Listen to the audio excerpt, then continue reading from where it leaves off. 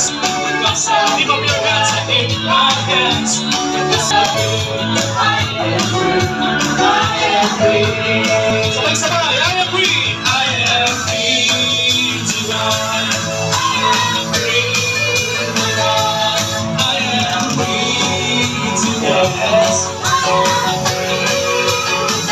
I am free to live for you. I am free to live for you. I am free. I am free to run.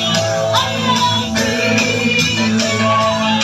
I am free to dance. I am free to dance. I am free to live for you. Sabay-sabay natin isaw. I am free.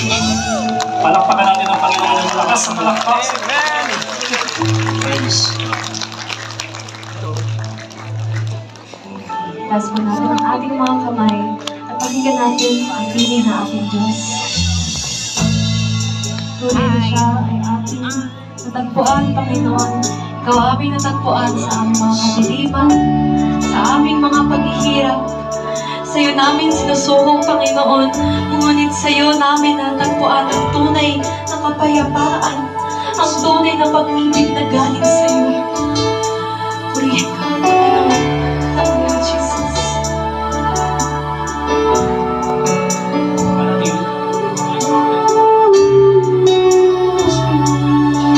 Manatili tayo sa iyo ang pagsabas-umanan nito.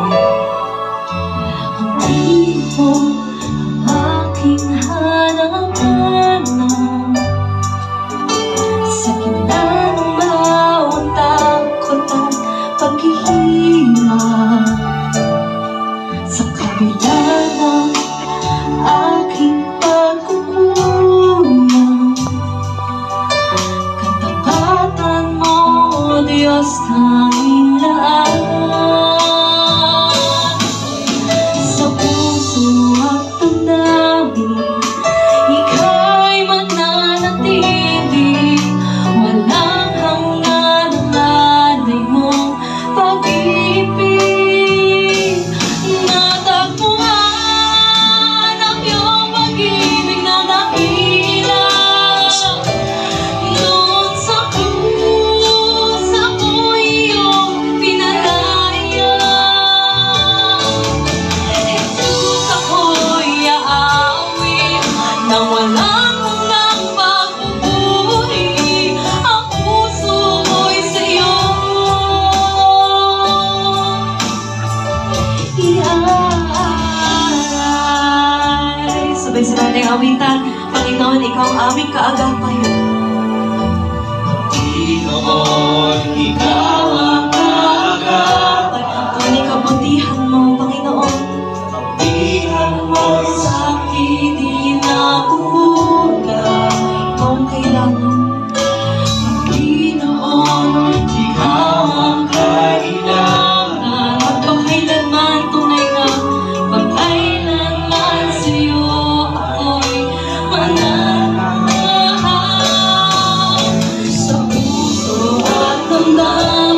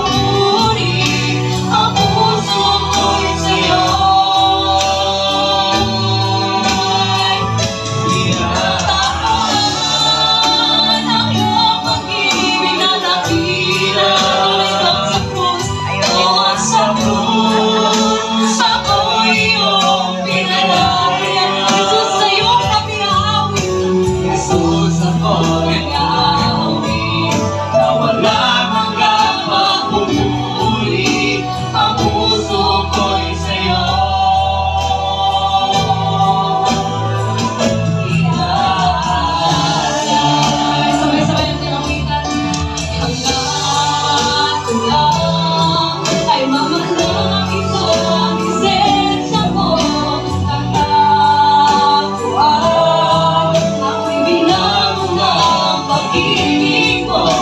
Hanggang lang ay mamanagi sa presensya mo. Liwanag hindi na mawala. Meron na natagpuan ang iyong pag-ibig na dakila. Hanggang sa krus, ako'y iyong pinalaya.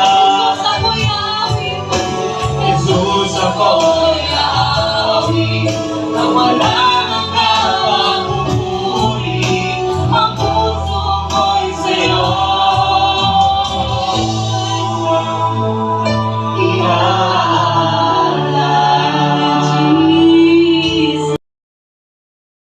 Depressed na tao kasi ulitin ko, ang isang depressed na tao ay isa po sa emosyon na symptoms doon ay great sadness o matinding kalungkutan na meron po siya. Okay, lingon mo mong katabi mo kung ano yan. Masaya o malungkot.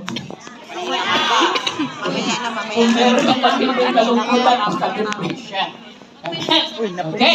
At alam niyo po ba, okay, ako magtitiwala 25, si Yahweh ay mabuti sa mga nananalig at umaasa sa Kanya. Kaya't pinakainan ang buong tiyagang umasa sa ating kaligtasan. Si Yahweh ang may dala. Palakpakan natin ating Diyos sa pagbabasa ng Kanyang buhay na salita. Praise the Lord. At ang topic po, title o pabagat ng topic natin is Biblical Approach of Depression. Okay, so about depression ang topic natin. At kaya biblical po siya, ibig sabihin, maka-Diyos na pamamaraan kung paano gamutin, malayain, magalingin ang sinumang tao mayroong depression. Amen? Okay, so bago tayo pupunta doon sa mga hakbang, okay, ay siyempre, kukuha muna tayo ng background. Statistics sa Pilipinas, at kung ano po yung mga sinasabi, okay, sa non-medical, okay, pagdating po sa depression, nila po ginagamit o sinasabi po nila ay lumalala. Okay, isang lumalala na sitwasyon sa buong mundo, globally. Yan. At ang sinasabi po, pag sinabing depression ay ito po ay clinical term, siyempre, at ito po ay serious mode of disorder. So, merong seryosong disorder, okay, ng mood. Okay, kaya isa po sa mga palatandaan, okay, ay sinasabi po na talagang matinding kalungkot. Siyempre, sabi nga ni Lord, serve the Lord with gladness, it is a command. Pero, paano mapaglilingkuran ng